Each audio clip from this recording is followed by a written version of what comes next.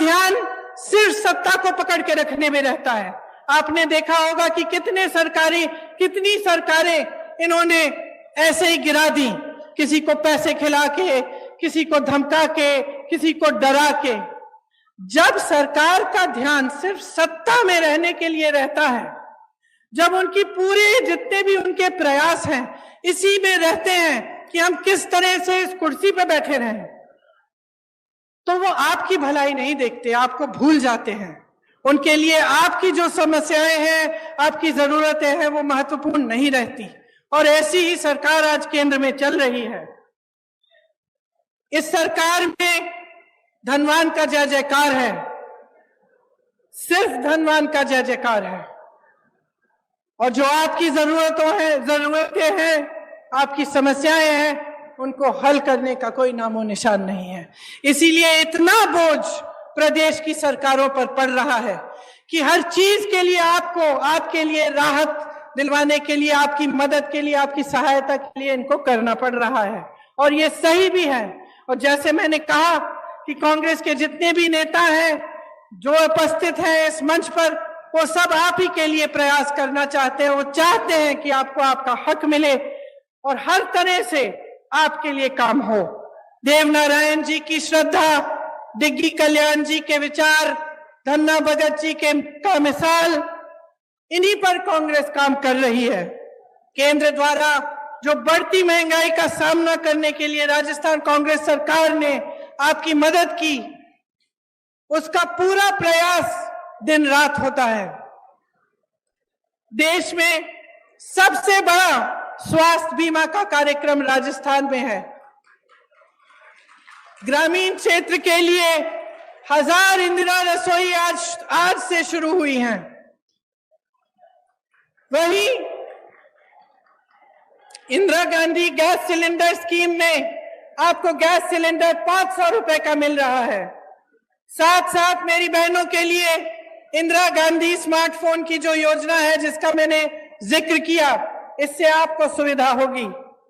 कांग्रेस सरकार की नीतियों के चलते 1 करोड़ से ऊपर उपभोक्ताओं का बिजली बिल शून्य आया है। अभी मैं कुछ लोगों से मिली थी, किसान थे, बहुत खुश थे कि अब बिजली बिल कम से कम जब शून्य पे आ रही है तो उनकी कुछ कमाई हो रही है। बहुत दिनों से कमा ही नहीं पा रहे थे क्योंकि केंद्र सरकार की नीतियों के चलते बहुत ज्यादा महंगाई का बोझ आप पर है। जो अन्नपूर्णा फूड पैकेट हैं, उनके माध्यम से आपको गेहूं, दाल, चीनी, तेल और नमक और मसाले मिल रहे हैं। देखिए, जब इस देश को बनाया, इसकी आजादी की लड़ाई लड़ी, जब इसको बुलंद किया, तो सिर्फ एक इंसान ने नहीं किया, चाहे वो महात्मा गांधी ना हो, लेकिन अकेले ये काम उन्होंने नहीं किया। ये काम उन्होंने आप सबके साथ, आपके पूर्वजों के साथ मिलजुल कर किया। इस देश को आजादी दिलवाने वाली जनता थी। इस देश को बुलंद बनाने के लिए भी जनता खड़ी है।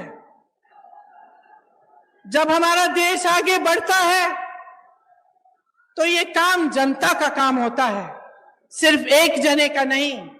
लेकिन आज जो परंपरा हमारे सामने, एक नई परंपरा चल रही है, उसमें ऐसे लगता है कि सिर्फ एक नेता, हमारे प्रधानमंत्री जी, सारी चीजें कर रहे हैं।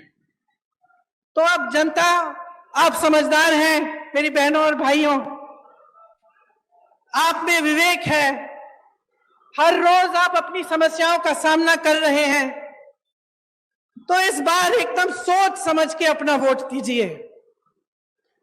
ये सब सवाल जो मैंने उठाए हैं, अपने मन में इनको रखिए कि इस देश को बनाने वाला कौन है? आप हैं। नेताओं को बनाने वाला कौन है? आप हैं। तो जब आप अपनी सरकार चुनने जाएंगे तो आप पूछिए उनसे, भाजपा के नेताओं से पूछिए कि राजस्थान की वीर धरा से कितने रोजगार दिए उन्होंने। बताएं मोदी जी, राजस्थान में केंद्र की कितनी योजनाएं दी हैं उन्होंने। ईआरसीपी पर मौन क्यों है? जबकि उसके होने से इस पूरे इलाके की तरक्की हो जाती। वो बताएं कि जनहित में जब रेलवे प्रोजेक्ट जो हमारी सरकार ने बढ़ाए थे उन्हें रोका गया तो इसके पीछे उनकी क्या सोच थी।